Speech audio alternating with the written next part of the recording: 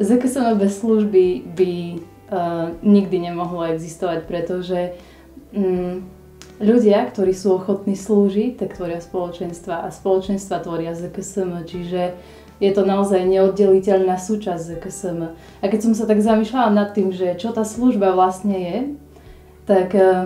možno veľakrát v nás slovo služba evokuje niečo podradné, niečo nedocenené alebo tak, ale keď som sa tak bližšie na to pozrela, tak som si uvedomila, že služba znamená delenie sa o požehnanie, ktoré sme dostali. A je to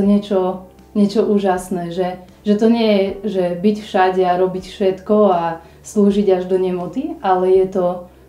deliť sa s inými o to, čo viem a o to, čo mám. Ja sama na vlastnom živote som zakúsila to, čo služba je, keď som napríklad venovala rok svojho života dobrovoľníctvu v centre vo Vážci a zažívala som skrze službu uzdravenie, zažívala som novú slobodu, novú radosť a objavovala som v sebe to, čo by som mimo toho myslím, že nikdy neobjavila. A zakúsila som naozaj to, čo Boh nám v písme hovorí, že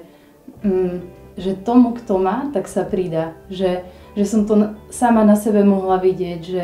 že čím viac som rozdávala, čím viac som možno slúžila alebo snažila sa prinášať iným to, čo mám a to, čo som ja dostala ako pridanú hodnotu, tým viac tej pridanej hodnoty Boh mne a do môjho života dával.